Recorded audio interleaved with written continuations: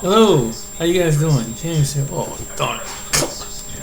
Well, uh, I wanted to make another topic about this thing, and we're supposed to be in 2023, right?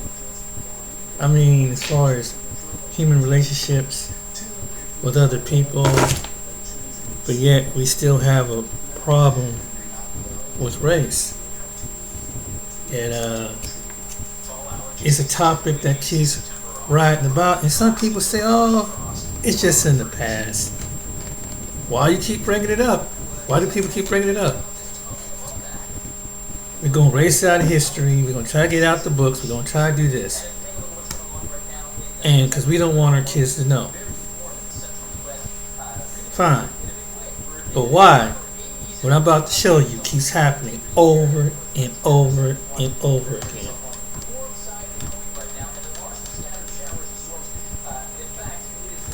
And I want someone to answer me. You think this is going to solve the problem being denial? I don't know if people ain't going to answer because I got. But I want, just curious. Want to discover Ohio liquor? Chances are you already have.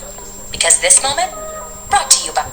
We have a hospital in Quebec, L'Hôpital de Saint-Eustache, that put out a job posting email specifying exactly what kind of employee they will only accept at their hospital and within their healthcare system. Take a look. Must be a white woman. Will accept only women with white skin. Capitalized, bolded, highlighted, noting that one difficult patient in particular would not accept care from any other race. Is this illegal? Of course it's illegal.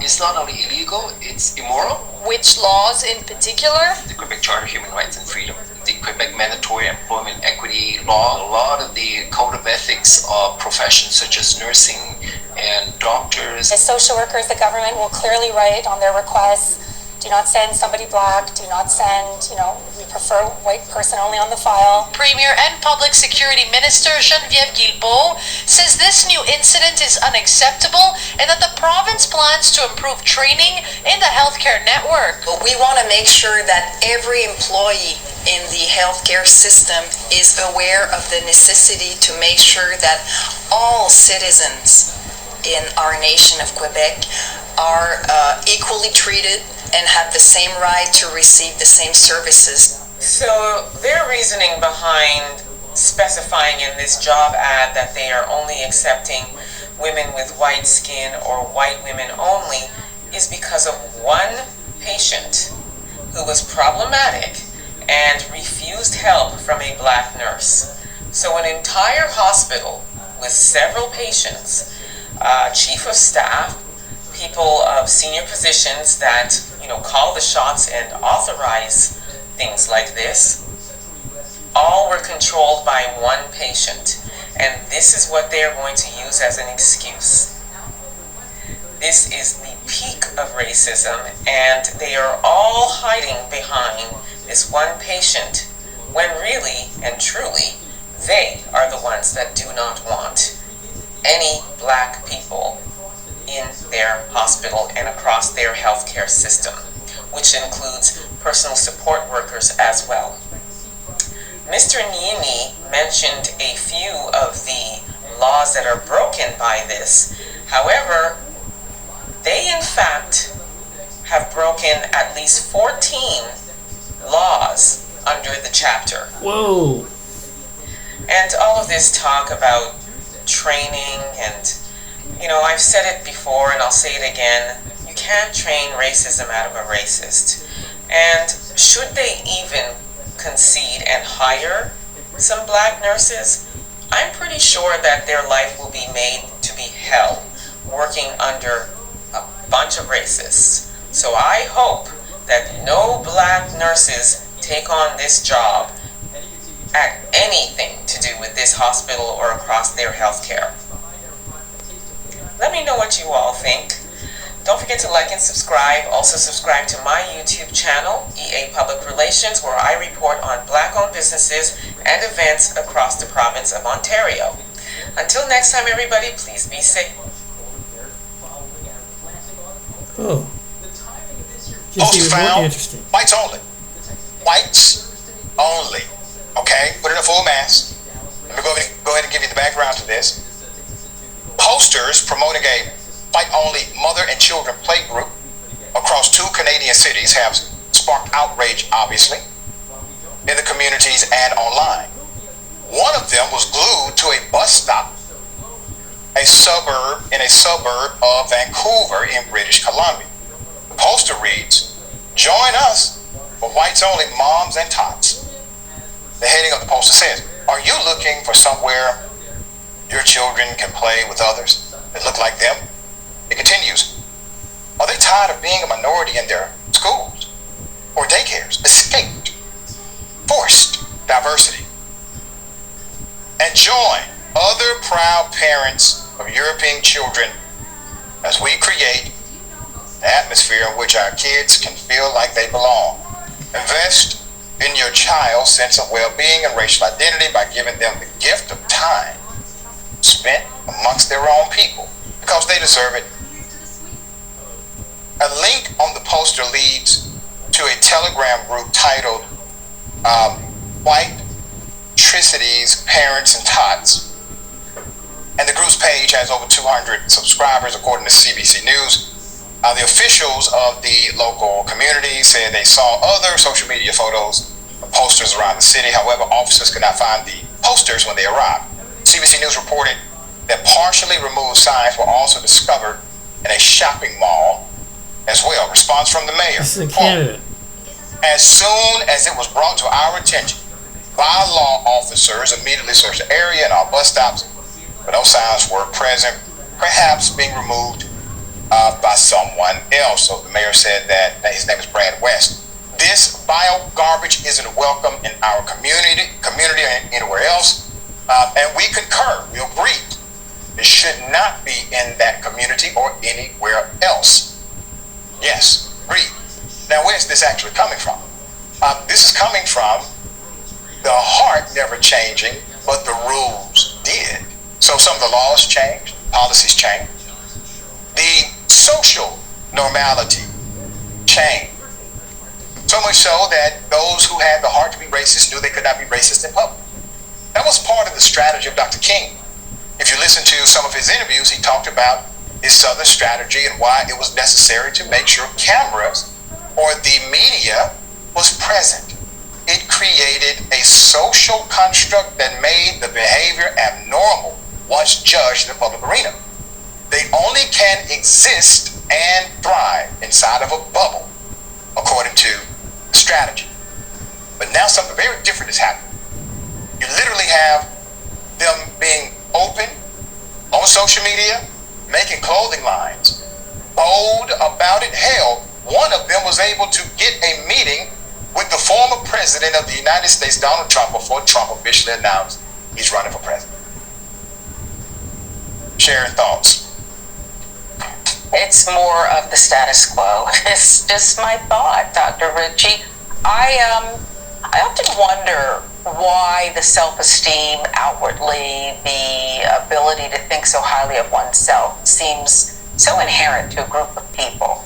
What makes you think I want to be part of your particular group when you're so vile and nasty? Why do you think I want to be part of it? We have to change the narrative. Go on and be by yourself. These are the values you espouse. This is what you need to do. Go it alone. Well said. There you go.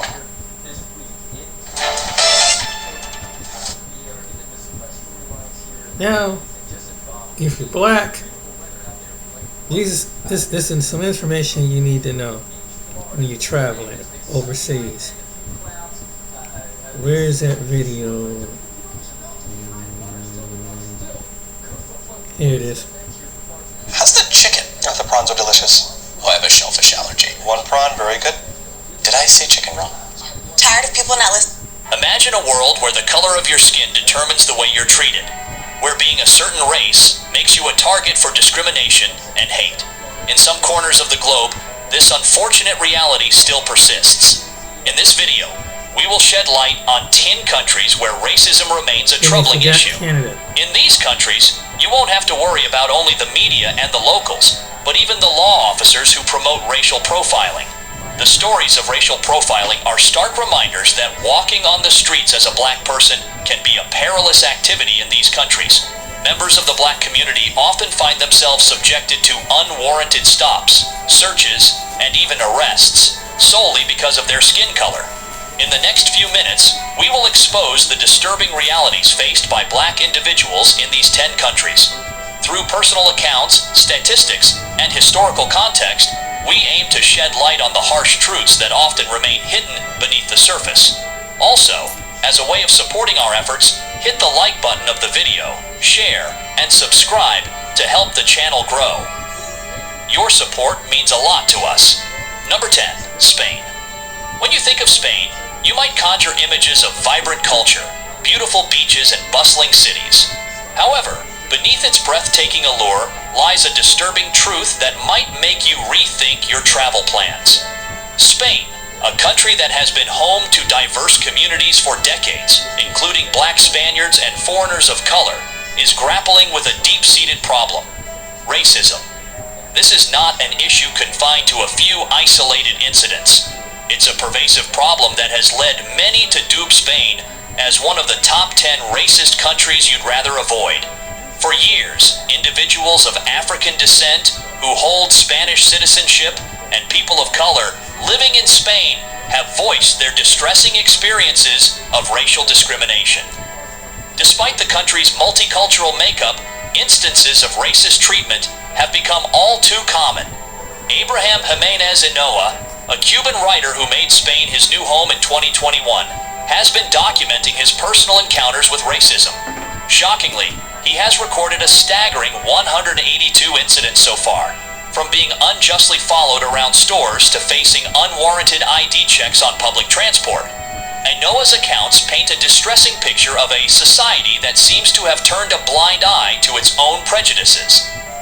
Even more heart-wrenching is the fact that Enoa's own child, with lighter skin, receives compliments that his father is denied simply due to his darker complexion. The world of sports, often seen as a unifying force, has not been spared from this ugly reality. In a recent game involving Real Madrid and Valencia in May 2023, Vinicius Jr., a talented young player, faced horrifying racial slurs from opposition supporters. Cries of "monkey" echoed through the stadium, a deeply offensive taunt that speaks volumes about the pervasive racism lurking within Spanish society. This incident is not an isolated one for Vinicius. He has spoken out about the continuous episodes of racial abuse he has suffered during his time in Spain. Even outside the stadium, the ugly face of racism emerges. In early 2023, a group of men went as far as hanging an effigy of Vinicius from a bridge, a shocking display of hatred that can't be ignored. The most concerning aspect of this situation is the apparent lack of action from those in power.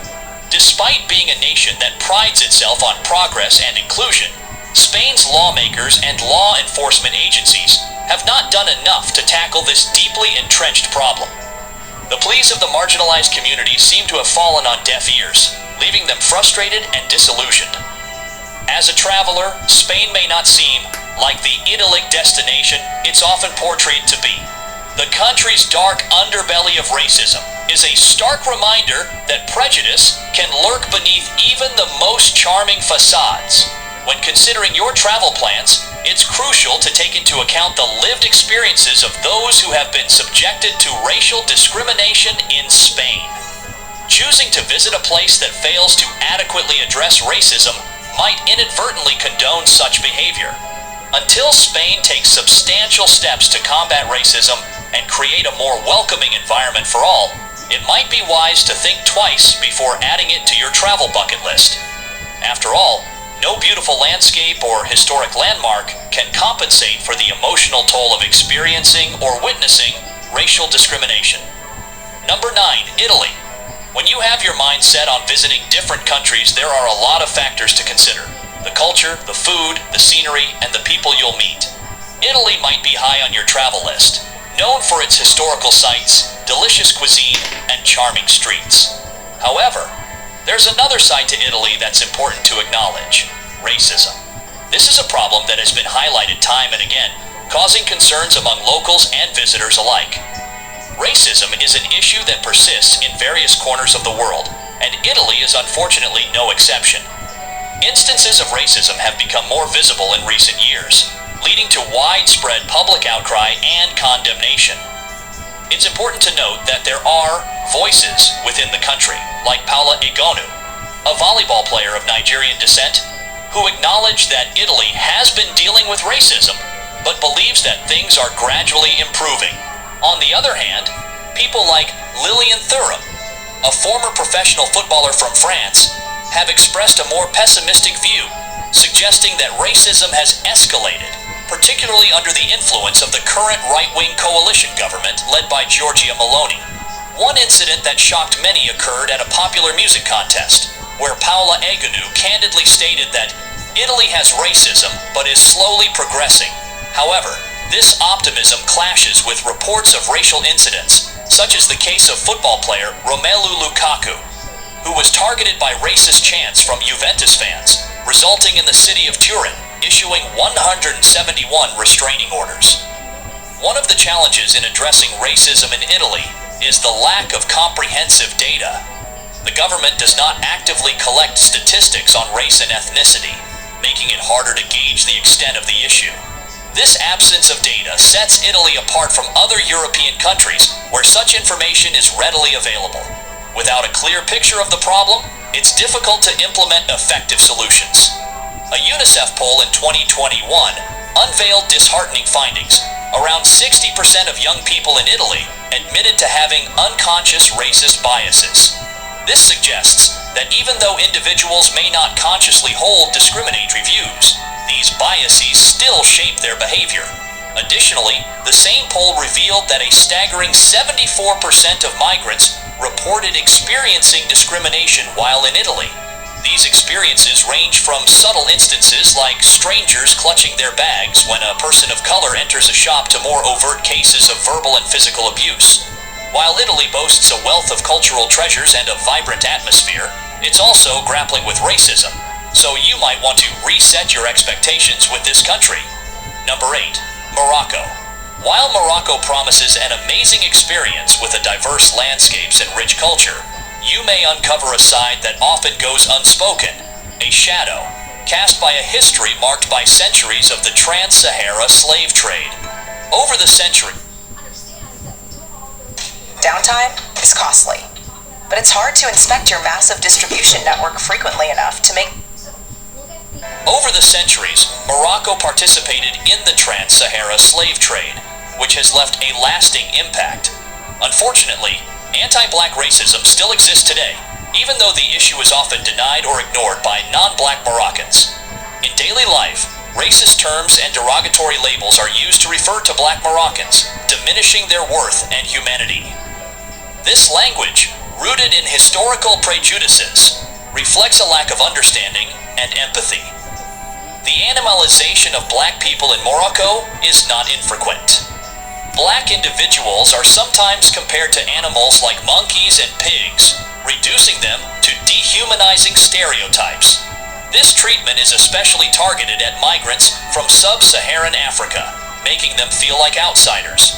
They can be called Kurd, monkey, Khanzir, pig, Akil Lami al-Bashar, cannibal, and Hayawan, animal. They may be greeted by the sounds monkeys supposedly make, which is described as guera, guera. The heritage of black Moroccans is frequently denied and accosted with the veiled attack of the phrase Menenti, "Where are you from?" said by their fellow citizens, as if true Moroccans are all white.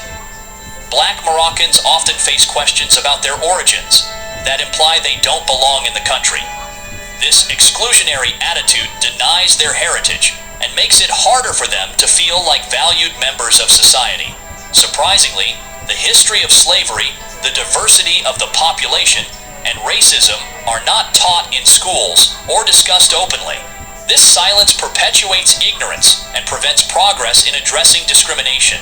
While the exact number of black Moroccans isn't known due to a lack of official statistics, they make up a significant part of the population. The Trans-Sahara slave trade played a role in shaping this demographic. As you explore Morocco's stunning landscapes and historic sites, it's important to be aware of the deep-rooted issue of racism that persists. While progress has been made, the shadow of history still affects the lives of black Moroccans. Number 7. Cuba. On the surface, Cuba might seem like the best island vacation spot. You will find some of the most beautiful Caribbean beaches renowned for their crystal-clear waters and fine sand, rich cuisine, diversity of its people's cultures, and world-class entertainment. However, there are aspects of the country's reality that might give one pause, especially if you're a person of color. Cuba has often been celebrated for its rich culture, vibrant music, and historical significance. But beneath the surface, there exists a complex and concerning issue: racism. Cuba's reputation as a heavily policed nation has garnered attention, and not for the right reasons. Citizens, regardless of their ethnicity, can find themselves subjected to random detentions on the streets. This unsettling practice is even more pronounced for black Cubans, particularly when they are seen in the company of white foreigners. If you're a white American woman traveling with a black partner or black friends, you might find yourself shocked by the frequency with which they are stopped and questioned about their interactions with you. The Cuban government seems to possess an almost obsessive desire to ensure the safety of white tourists, which can lead to uncomfortable and disheartening encounters for those affected. Even black Americans, who might have assumed a level of shared identity in Cuba, can find themselves mistakenly targeted by the police. The late Mark Sawyer, an African-American Cuba scholar, recounted his experiences of being stopped frequently. He revealed that his mere possession of a passport redirected the police officer's suspicions towards his intent, insinuating that he might be a troublemaking Cuban American. Such experiences shed light on the pervasive nature of this issue. Roberto Zurbano, a prominent black Cuban intellectual, has been an outspoken critic of ongoing racism within the country. He has consistently highlighted the harassment faced by black men on the streets of Havana. Zurbano's commentaries, particularly after the passing of Hansel Hernandez, an unarmed black Cuban who was shot in the back and met his end at the hand of the police for no justifiable reason, underscore the distressing reality faced by black Cubans. When contemplating a trip to Cuba, it's important to consider the experiences of individuals who have encountered the darker sides of the island. While the allure of Cuba's charm and history is undeniable, the country's issues with racial profiling and discrimination are equally undeniable. If you are a person of color, especially black, you might find yourself subjected to uncomfortable encounters with law enforcement due to the color of your skin. This undercurrent of racial tension raises serious questions about the inclusivity and warmth that travelers hope to encounter in a foreign land. Number 6, USA. This might come as a surprise to some viewers, but surely many of you will think it is pretty obvious. When you set foot in the United States, a land often touted as the land of opportunity and freedom, you might be confronted with a sobering truth that many would rather ignore. America's struggles with racism are deep-rooted, pervasive, and undeniable. It's an uncomfortable reality that has come to the forefront time and time again, painting a picture of a nation grappling with its own ideals. The tragic demise of African Americans in 2020 at the hands of a police officer in Minneapolis sent shockwaves around the globe. This heart-wrenching incident not only exposed the deeply ingrained racism within American institutions, but also triggered a larger conversation about the realities faced by black immigrants in the country. While the majority of black Americans are descendants of those who were forcibly brought to the U.S. as slaves, a substantial portion, nearly 5 million people, are black immigrants who arrived in pursuit of the American dream. However, the promise of a better life often meets the harsh reality of systemic racism. Consider the recent case of Patrick Lyoya, a 26-year-old who fled the Democratic Republic of Congo with his family 8 years ago, seeking refuge and opportunity in the U.S. His story, unfortunately, ended in tragedy when he was fatally shot by a police officer in Grand Rapids, Michigan, during a routine traffic stop. The incident was captured on camera, revealing a horrifying struggle between Lyoya and the officer. Despite the officer's attempts to use a taser, the confrontation ended with a fatal gunshot to Lyoya's head. Such incidents are not anomalies, but symptoms of a broader issue. the deeply ingrained systematic racism that affects every facet of American society. This racism is more than just isolated acts of discrimination. It's a web of policies, practices, and attitudes that perpetuate inequality. From racial profiling and biased policing to disparities in education, housing, and employment opportunities, black and brown individuals face hurdles that their white counterparts often do not. Historical context further illuminates the gravity of this issue. Centuries of slavery, segregation, and institutionalized discrimination have left scars that persist today. The so-called American dream has often been a mirage for black and brown communities as the legacy of systemic racism continues to hinder progress and advancement. While the USA is one of the best vacation spots, you might want to think really hard about moving around in this country if you're black. One thing my prostate cancer hasn't changed. This place. We've made some great memories. Want to think really hard about moving around in this country if you're black. Number 5. Brazil. Behind the samba beats and beautiful beaches lies a darker truth. Brazil stands as one of the top 10 countries with a distressing racism problem that can make visiting a deeply unsettling experience. It might be surprising, especially given Brazil's image as a melting pot of different races. But beneath the surface, a deep-seated racial divide persists. This divide stems from a long history that began after the abolition of slavery in 1888. Rather than actively working to integrate black people into society, the Brazilian authorities crafted a carefully constructed narrative of racial harmony. They aimed to portray Brazil as a unique haven where all races coexist peacefully. However, this narrative hides a painful reality that many Brazilians, particularly black and mixed-race individuals, continue to suffer. In the 21st century, statistics reveal a sobering truth about racial inequality in Brazil. Black and brown Brazilians bear the brunt of police violence, lack access to education, and face limited representation in decision-making circles. Shockingly, they make up a staggering 64% of the unemployed population, and are almost 3 times more likely to fall victim to homicides. This staggering inequality is reflected in their income as well. On average, they earn only half of what their white counterparts do. A glance at Brazil's demographics reveals the intricacies of its racial landscape. The population comprises about 40% mixed-race individuals, 5% black, and 54% white. These classifications are often based on appearance rather than strict ancestry, leading to an intricate web of identity. The divisions are not confined to statistics alone. They permeate all aspects of life, from education to the job market. While many Brazilians now acknowledge the existence of racial prejudice and discrimination, the fight against racism remains an uphill battle. Racial inequalities persist in the labor market, with non-whites facing hurdles in pursuing upward mobility. Even with laws against racism in place, subtle forms of discrimination remain deeply embedded. A hierarchy of races has taken root in the collective consciousness, perpetuating inequality in ways both visible and insidious. In recent years, racial tensions have flared, exacerbated by the election of a far-right president, Jair Bolsonaro. His inflammatory rhetoric has fueled animosity, sparking clashes between different racial groups. Shockingly, despite a large number of Brazilians identifying as black, their representation in positions of power is disproportionately low. Black people constitute just 18% of Congress and a mere 4.7% of executives in major companies. Vice President Hamilton Mourão's assertion that racism doesn't exist in Brazil underscores the state's denial of its deep-rooted issues. This denial only perpetuates the suffering of black Brazilians as they continue to face systemic racism and discrimination on a daily basis. So, while Brazil's allure and stunning beaches is undeniable, it's essential to acknowledge the shadows lurking beneath the surface.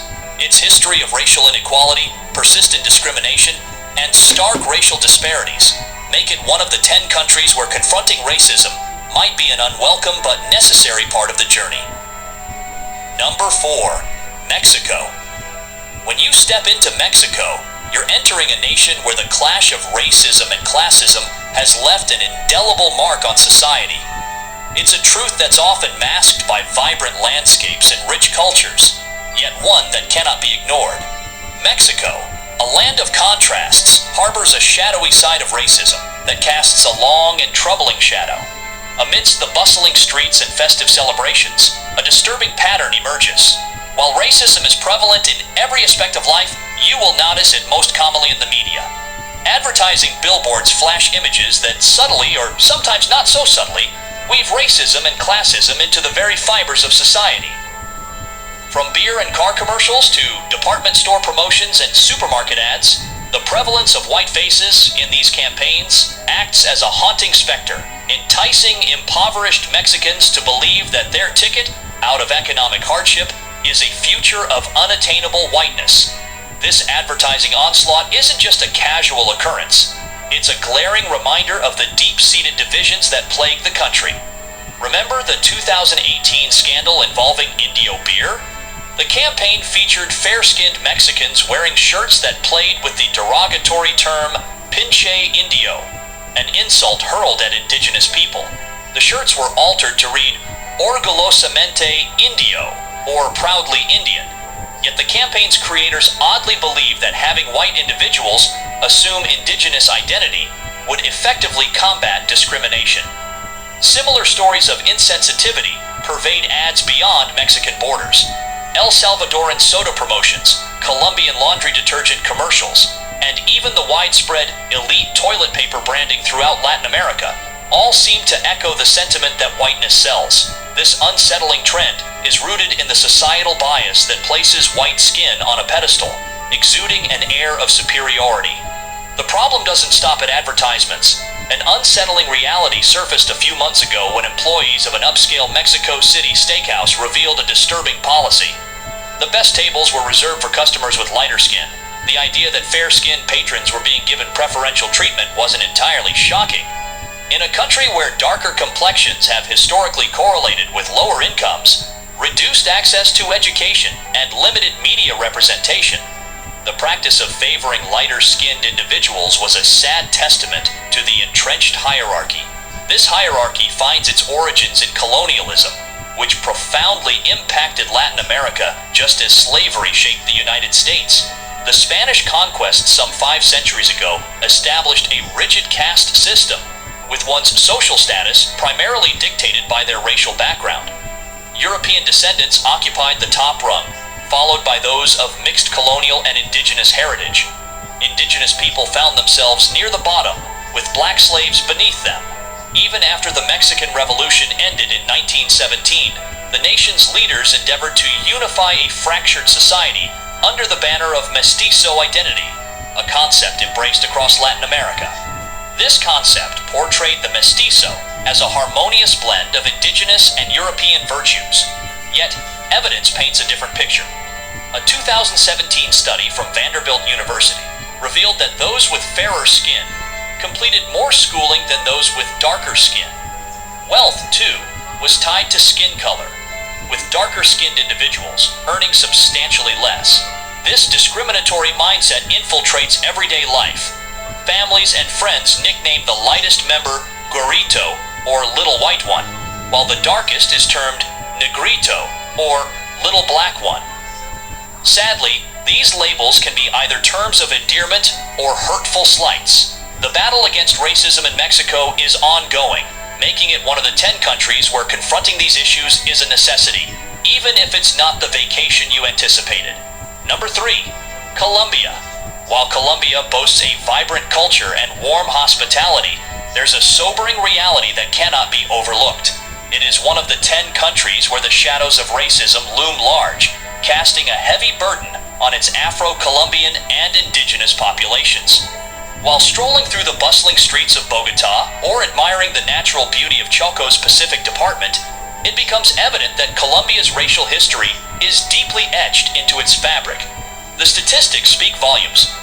Colombia is home to the second largest population of Afro-descendants in Latin America, yet their presence remained unnoticed until the 1990s. Even though laws embracing multiculturalism were introduced in the 1990s, the journey towards social equity has been an uphill struggle. Before this, Afro-Colombians were often considered invisible, overlooked by both the state and academic disciplines. A vivid... Wow. Crazy, ain't it? I don't know what happened with the video. Transgender. It's made very, very cool through the media. A vivid example lies in Chaco, a predominantly Afro-Colombian department, where a staggering 82.1% of the population proudly embraces their heritage. However, this pride is juxtaposed against economic hardships. Gold and platinum, coveted resources, paint a stark picture of the power struggle. Chaco and Antioquia departments reign as Colombia's gold producers, a magnet for corporate interests, often international ones. Canadian, US, and Brazilian companies engage in large-scale mining, while illegal operations by armed groups further compound the problem. This economic exploitation runs hand in hand with the historical undercurrents of racism, as the state's focus on development aligns more with fitting into Western ideals than with addressing the plight of its marginalized citizens. Education, a fundamental right, underscores Colombia's racial disparity. When torrential rains and mining-induced river shallowness struck Chaco's rural communities, schools took a severe hit. The Colombian state's indifference resulted in black and indigenous children losing months of access to education. Impoverished teachers improvised amid flooded classrooms, using sunlight to salvage soaked books. In stark contrast, privileged white and mestizo students in the capital city, Bogota, enjoyed uninterrupted learning. This gaping inequality exposes the harsh reality of a racist system. Colombia's racism extends far beyond education. It taints political chambers, healthcare facilities, agricultural sectors, and trade institutions. The indigenous and Afro-Colombian communities are stranded on the fringes, their representation tokenized rather than substantive. Even as the global Black Lives Matter movement reverberates, Colombia remains reluctant to confront its history of discrimination and systemic bias. If you have Colombia on your list of vacation spots, you might want to reconsider and go somewhere else that will give you a great experience. Number 2, France. With about 90 million visitors every year, France is the world's most popular tourist destination. Stunning locations like the Eiffel Tower, the Louvre Museum, or a stroll through the streets of Paris is a thrilling experience for most people. However, despite its rich history and culture, the European nation carries a shadow of racism that cannot be ignored. While it may not be immediately apparent to outsiders, there's a troubling undercurrent that taints the experience for many. Despite celebrating milestones in combating racism, recent observations reveal that this issue hasn't entirely dissipated. The COVID-19 pandemic inadvertently provided fertile ground for harmful anti-Semitic conspiracy theories to flourish. Additionally, political campaigns have reignited discussions about migration and security, often with concerning undertones. The backdrop of these events underscores the fact that racist and xenophobic sentiments persist. A significant aspect of this situation is that, in French society, racism often lurks beneath the surface, hidden behind a smiling facade. This subtle racism manifests itself in everyday scenarios, where black individuals are relegated to roles such as back office staff or cleaning personnel. This reality is hard to ignore when witnessing the stark divide in occupation and opportunities. This creates a disheartening narrative, one where black and brown people play an integral role in the vibrancy of the city, but remain marginalized and invisible. This year, 2022, saw France celebrate the 50th anniversary of the enactment of the Law of July 1st, 1972, which penalizes racist insult and defamation and incitement to discrimination, hatred, or racial violence, as well as the 51st anniversary of the ratification of the International Convention on the Elimination of All Forms of Racial Discrimination. However, France still struggles with racism, so you might want to keep an eye out while enjoying your vacation trip. Number 1, Switzerland. The combination of amazing weather, eye-captivating scenery of the Alps, and small but nice things like the cheeses, Swiss chocolates, which is the best in the world, and watches, are what makes Switzerland one of the best tourist and vacation destinations in the world. However, the country might be one of the worst places to visit if you're black. Recent revelations expose a serious problem with racism against people of African descent that cannot be ignored. A recent report presented to the UN Human Rights Council has shed light on this unsettling problem, revealing instances of discrimination that range from shocking police brutality to distressing everyday situations.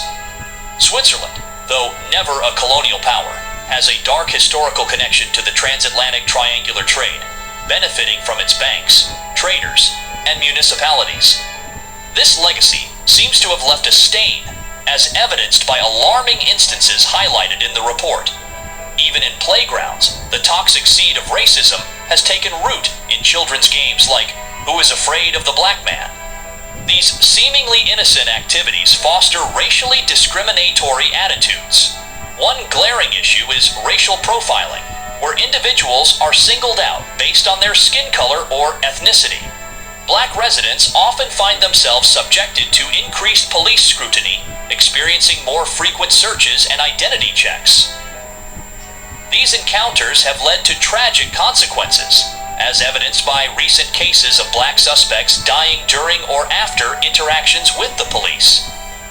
In some instances, the use of excessive force and restraint has resulted in fatalities.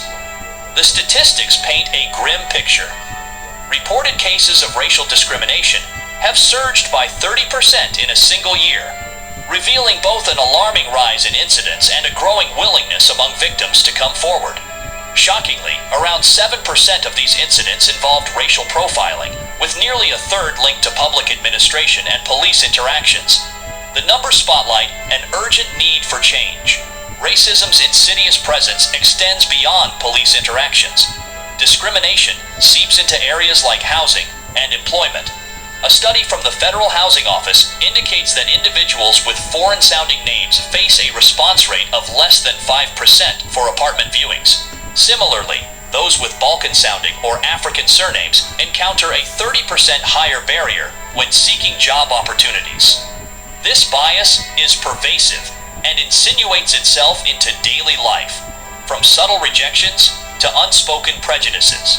In the end, while these 10 countries might boast breathtaking landscapes, alluring beaches, and renowned vacation spots, it's crucial to remember that your safety, well-being, and dignity come first. No amount of natural beauty can compensate for the hurtful discrimination that you might face based on your skin color.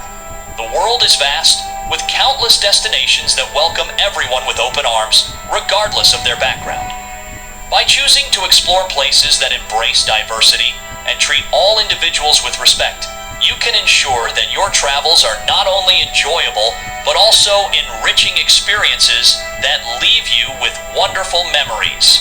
Remember, the real treasure of any journey lies not just in the sights you see, but in the connections you make and the warmth of the welcome you receive. This brings us to the end of this video. Tell us what you think in the comments.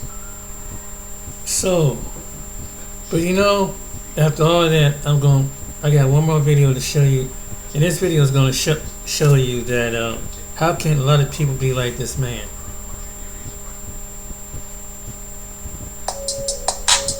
The Q collar gives me an extra added layer of protection.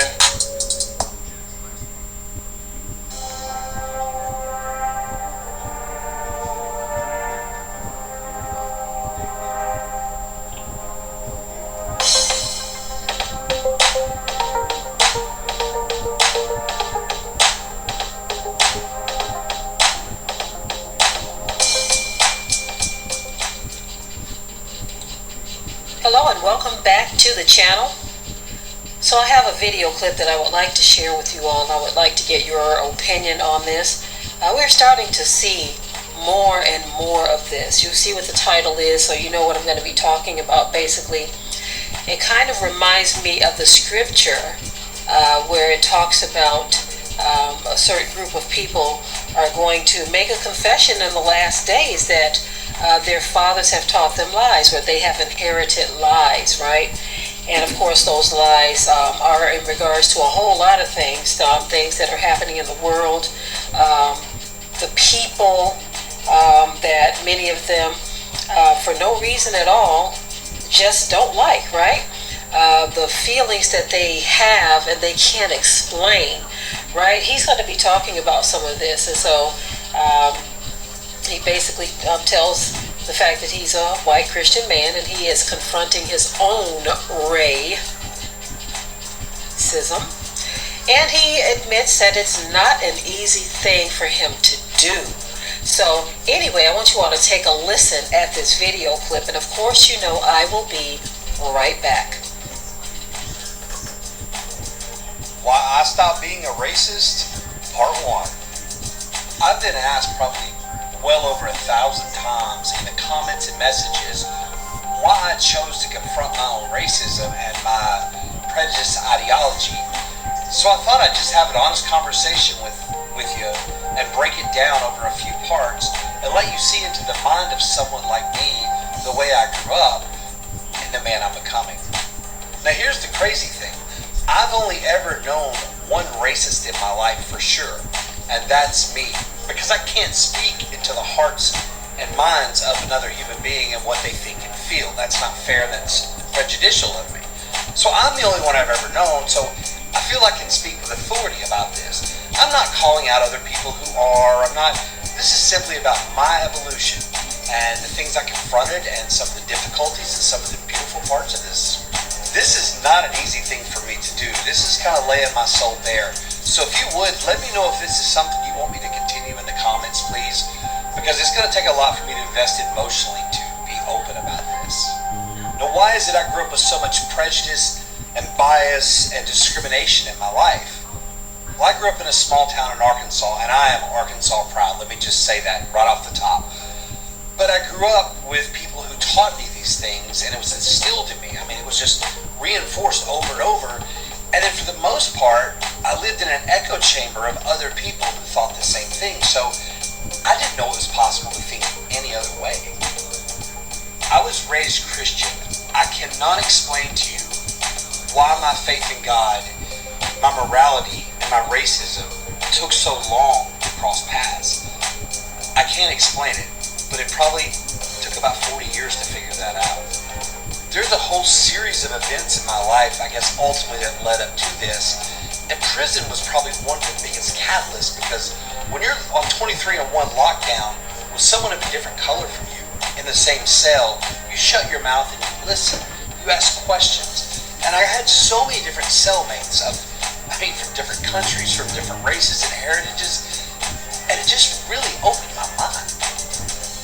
And sitting in prison, I had a lot of time to think, and I had some old timers tell me I need to do my time, don't let my time do me, and those are good words of advice.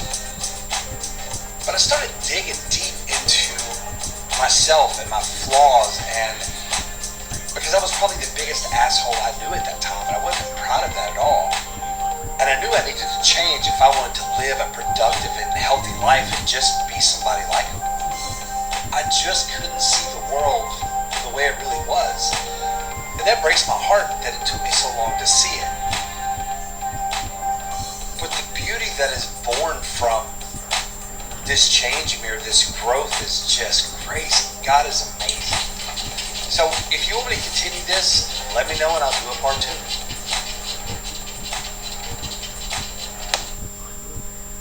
Standards new, not remanufactured turbochargers. OE quality with no core charge. Okay, so after hearing that, one thought came to mind for me. I thought about Frank Taft. Frank Taft is the guy who defended George Zimmerman. Now, you all remember how he viciously came at the family of Trayvon Martin. He taunted them. They had lost their son, right? He taunted them viciously in defense of George Zimmerman, right? And he was just relentless with it. He even cracked jokes about getting himself some Skittles and iced tea, and he was, using that to just really poke at the family who were already grieving the loss of their son, right?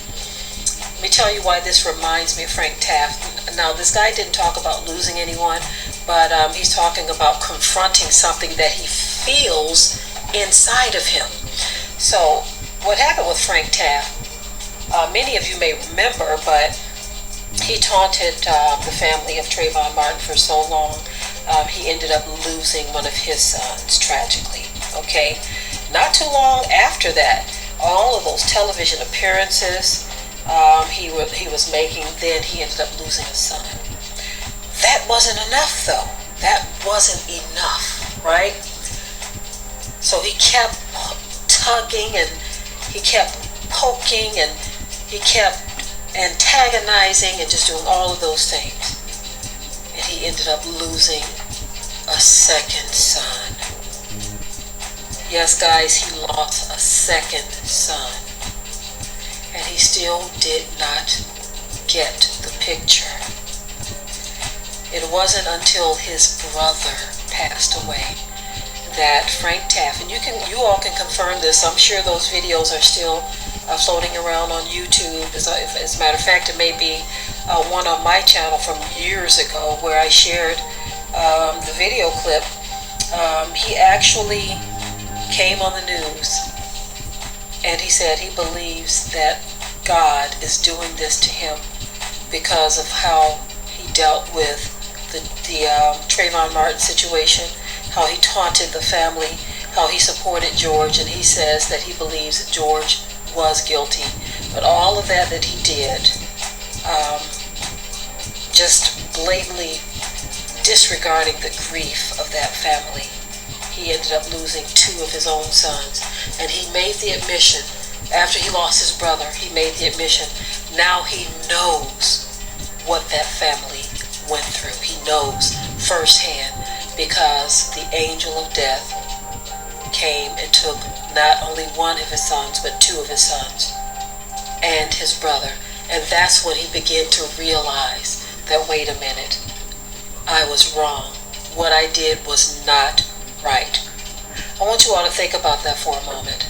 I just wanted to share that with you all, for those of you who may not have heard Frank Taft's testimony about that. He made that public admission that he was wrong for taunting that family at the loss of their son. So we are starting to see more and more so-called white people that are coming forward, and they're confronting it, and they're looking at it, and they're saying, look, this isn't right. What have I been doing? What am I doing? What is my people doing? Even though this guy right here, he says he's speaking only for himself. But again, it's a serious problem here in America and around the world. And we all know, according to the Bible, everyone must reap what they have sown. So again, the scripture comes to mind that some of these nations are going to say that their fathers have taught them lies, wherein there is no profit. No profit in those lies. Anyway, tell me what your thoughts are in the comment section, as always. Thank you for that video and all the commentator videos. Shout out to their channels. You see the one country I'm going to point out is Morocco. Did you see what recently happened to Morocco? Earthquake, and all those people died in those villages out there. That's one example of one of the countries that was on his list. Number two thing is that there's been a couple incidents that have effectively happened in Italy and Spain too. So it just keeps happening, and these people they're gonna have to wake up, because the way you mistreat somebody is gonna come back on you, and all because of the texture of their skin, a different hair texture, a different skin texture, and make you think you're superior. Really? Wait till you stand. Wait when they like she said. Wait Wait till that happens. It's gonna happen to some of these people that have done this stuff. If it ain't already happening right now. This is a warning. And even the situation would happen in Canada. Wow. Canada ain't no different than America as far as that. They the next racist country. They forgot to put that on the list. Wow, it's like everywhere you go, it's like it's the same thing over and over. And they have police brutality up in Toronto and different places. I saw a video of that. And then Vancouver, places like that. Wow, really? Wow. But you know, people gonna see. We at the end of time. Let them keep being racist, because they're gonna find out the very people that they do, they might just probably serve them in the afterlife. How you like those apples? So they think they're superior now. They ain't seen nothing. And to the people, my heart goes out to those countries that they citizens or my complexion or my texture. I pray that God would bless them into better financial position. You know, I wish a lot of black billionaires and millionaires would come together, and if they're gonna go over and maybe start some business or something and train the ones in different, you know, if you're proud to be black, go over to and train your brothers and sisters so they can learn to be sustained. And maybe somebody who's a millionaire, billionaire can go over there and open something up so they can live by some hope. The reason why I address this thing about race, because it's not always addressed, and not just in America, but to other people around the world. They don't get many views because some people want to pat it on the side, but there's a people that have always been invisible, and now you see from all over the world, it's the same thing. Just because a skin complexion, ethnic background, you got to put them as invisible. And they are the original people of the lands that you see, but you treat them, you denigrate them. And all these nations going to pay. They're going to pay. If they ain't paying right now, they're going to pay like Morocco. So, in other places, Ukraine, and other places. It's more nations like that, like that, and they're going to find out who the Most High God is, considering ethnic background or race. You're supposed to be a so-called Christian, but there's no level on who the Most High love. No one, there's no black God, there's no white God. There's a God that made the whole human race. Too bad these two people don't understand that. But unconsciously, they say that. They think this in their mind. Wow. When people gonna learn? What does it take? Death, destruction, to bring people together to realize we all the same? Maybe that's what it has to take for these people to wake up. I don't know, guys. What do you think? Because it seems like some people are just hard-headed. They're gonna go to the grave with a hard heart and heart for hatred, despise for another person, simply because they have a different nature. Ain't that something? And let me say this before I go. What if you die? What they lead is an earthly body, and they find out according to the book of Daniel and Revelation, when you stand before a being that make all the universe, that's his feet is brass like dark as burnt brass, hair like wool. Bronze. What you gonna say? I wonder what your white supremacy mindset gonna be when you stand before eternity. Okay, since you claim you're a Christian, you love God, he'll say. And I wonder what his and he gonna read your thoughts. So you can't hide what you were thinking. You can't subject it. You can't play it off, because in the afterlife, he can read your thoughts. He's the Most High. Think about it. All right, then, ladies and gentlemen, I hope you enjoyed this video. Till next time, take care. And to the ones in the countries, if they ever get this message, be blessed. God's gonna come. Even though the world don't find you equal, you're the apple of his eye in his eyes. All right, then, ladies and gentlemen. Till next time, take care.